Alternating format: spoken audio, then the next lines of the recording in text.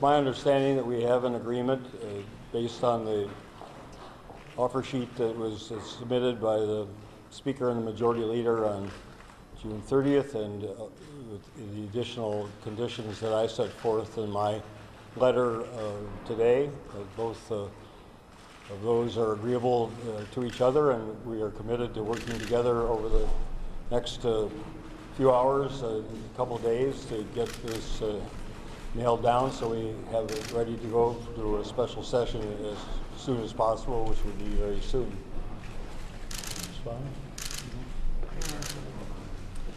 Well, I think that, as the Governor stated, we have a framework agreement, I guess is the best way to look at it. So the bills will, the commissioners now and the chairs will still hammer out the final details, but we've got a framework agreement, and the next couple days we'll be very busy trying to expedite and move those details. The reason the time on that is a little in flux right now is we just need to make sure that they finalize details and then that they give the revisers time to draft those bills. Again, to reiterate, it's a framework agreement, looking for the quickest possible time within the realm of processing bills, getting chairs, commissioners in rooms, and getting the work done. Governor, does the framework from that deal also include your stipulations talking about the bonding bill, dropping the policy, the 15% workforce, and also will you pass a lights on bill, or is that still being worked out? Well, my understanding, and again it's clear in my letter, which was accepted as I accepted the offer sheet signed on June 30th, is the policy items that were on the list that were provided near the end of the negotiations are removed. That includes the 15 by 15. I'm hopeful we can work out a bonding bill. I can't speak for the Speaker and the Leader. That's not the ultimate requirement for proceeding, but I think it will well serve Minnesota. So, but again, the letter that I have today has been accepted, and I've accepted the offer sheet, and that provides, as the Majority Leader said, the framework for getting this resolved as soon as possible. Governor, you're accepting the offer from the 30th, but we've had lost revenue since the government shutdown. Has that been calculated? How will you account for the loss, and who's willing to take responsibility for it? Well, that has to be calculated, and that'll have to be factored in probably for the next legislative session. We'll see how the forecasts in November and next February bear out, and see what adjustments, if any, have to be made. Obviously, we have to have a balanced budget for the biennium, so if we have to deal with that, that'll be our collective responsibility. How much concern is there about using these future tobacco settlements? It's a complicated deal. It's costly. It adds debt to the state. Are there concerns among the three of you about that mechanism? And is there a possible alternative? Well, I expressed very strong reservations back on June 30th and again in my letter today, and so I guess I'll let the other Speaker and the Majority Leader talk about that from the standpoint of their caucuses. No, I mean, obviously, Tom, we share those concerns. This is an agreement that is, I think, difficult for both sides. Governor, I won't speak out of turn, but we very much appreciate from the Governor, as we've been saying, some of the cost-saving reforms. So policy, but if there's been some good discussions, particularly in HHS and the Health and Human Services, and some coming together on some agreements for reforms that will make us, would likely yield some cost savings, and also get a little more Minnesota control of healthcare. And we did have discussions that those discussions should and would continue within that budget bill. So so the reforms, cost-saving reforms could move forward. On the revenue side, is gambling revenue off the table completely? You're going to go by the framework of the Governor's letter today? Anyone, are there any changes? No, can somebody answer that question? Is gambling revenue off the table? The gambling revenue has not been included in this offer, and to your point about the tobacco bonds, yes, it's not something, I'll agree with the Governor, it is not a perfect scenario, but we are in an imperfect situation here and are going to have to, as the Governor said, agree some things we don't agree with, but it gets the budget balanced and it ends the shutdown. Governor, are you concerned that years from now you might be in this exact same situation because nothing's really been done to solve the structural problem? Well, certainly doesn't put us in a better situation, but the real solution for Minnesota and for the nation is for the state and national economy to improve and put more people to work and therefore paying taxes. So, you know, if I had a crystal ball that could predict where we would be 2 years from now, I'd be down on Wall Street trying to repair my fortune or something worthwhile, but I don't know, you know, is the bottom line. But, you know, this is not advantageous to whatever that situation will be. Are there enough Republican votes to pass this? Senator Koch, I won't speak on her behalf for her caucus. You know, we've been in contact with our members just about every other day, calling them on the phone every day, getting their input. I believe that there are, again, there's some of the details that are going to be worked out in individual bills, but we would not be uncomfortably offering up a solution if we did not have at least a good working relationship with our caucuses on what the solution would be and what it would mean to you know, not only get the shutdown ended, but to get ourselves back into special session. Madam Leader, could you also answer that question? Are there enough votes in your...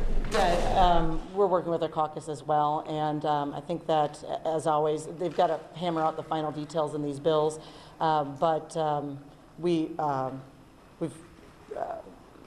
believe that the caucus will ultimately support this. Obviously, for them, it's not going to be something that is, they're going to be concerned about the spending, and so the reform piece, right? We talk about making sure that in the ensuing years and the ensuing budgets, we can get some control on that spending. That's a key factor for them. Can anyone tell Minnesotans when the shutdown will be said and done completely? Very soon, within days. And how about the bond bill? Are the votes in particular to get bonds through? You're going to be Democrats. I mean, that's a basic math, and we only have 72, so there will need to be some Democrat votes, you know, in both bodies for the bonding bill. So I think that will be, yeah, a very, very big key. We didn't quite get the smaller bonding bill through this last time. I'm hoping that there will be Democrat votes for it this next time. Have Democratic leaders pledged those votes? I haven't pledged them, but I'm certainly aware of my request, and I will do everything possible to get Democratic votes for the bonding bill. And, you know, I think a lot of the opposition to the previous one was because it was too small, not because it was, you know, for that reason. So I'm very optimistic that we can get bipartisan support for that. Where does the Viking Stadium fit into this, if anywhere, in a special session?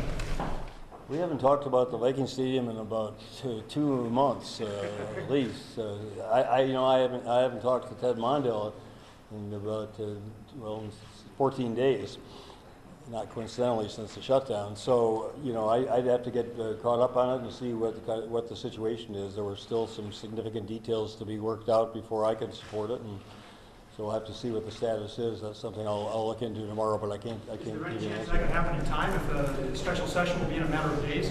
It's really more for the two of you to. Yeah, I mean, we're focused solely on making sure that these bills are processed, ready to go as quickly as possible to get not only the shutdown ended, but government back up and running.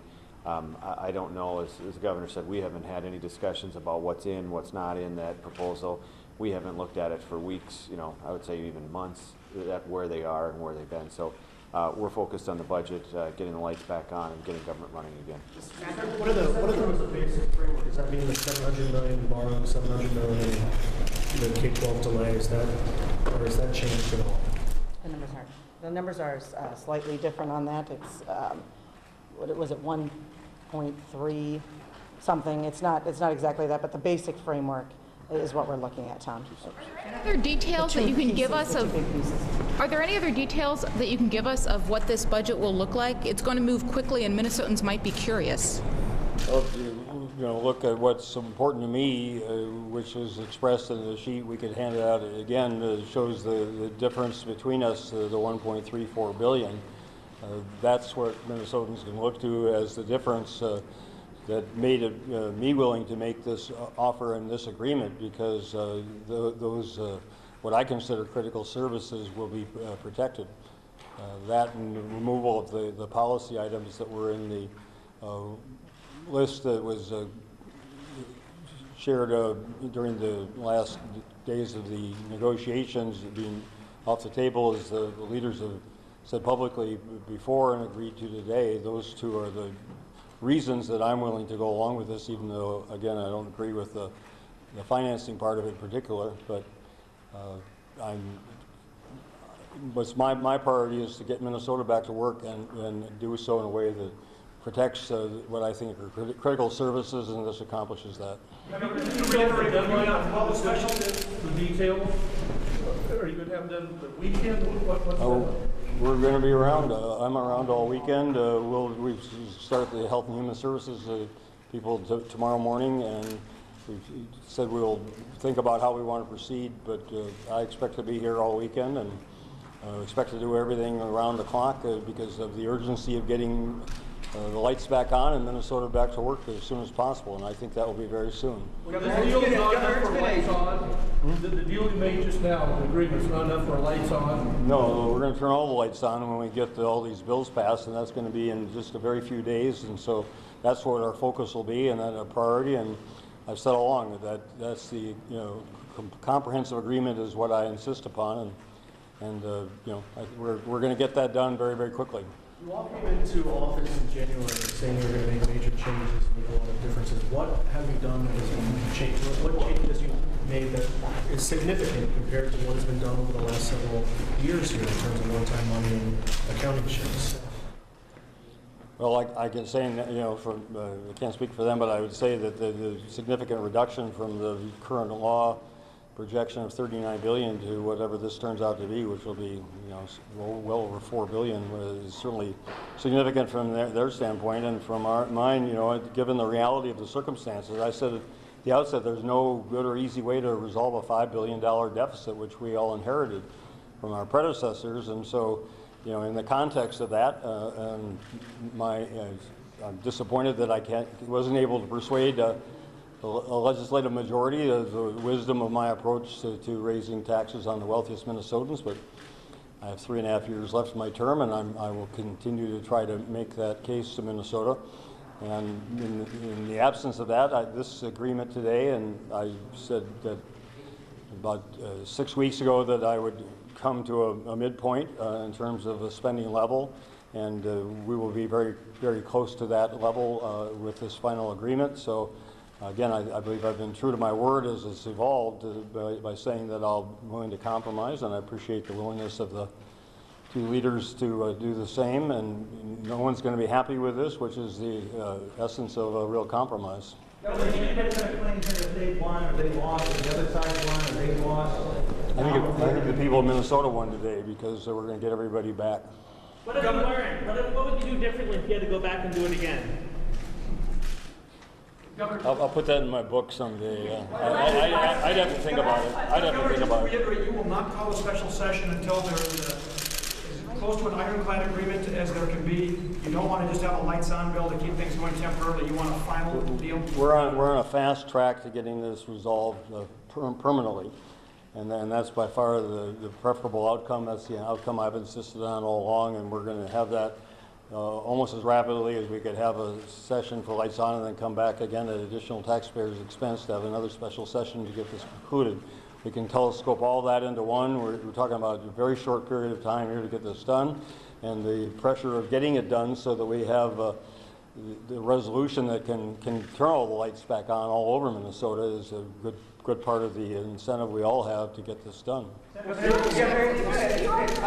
Least jubilant group of people who have just struck a massive agreement that I've ever seen. How are you feeling, and how does this reflect upon you're all freshmen in your jobs? How does it reflect upon your leadership? I'll put that in my book. Will state workers be made whole for the time they lost? Nothing more than that.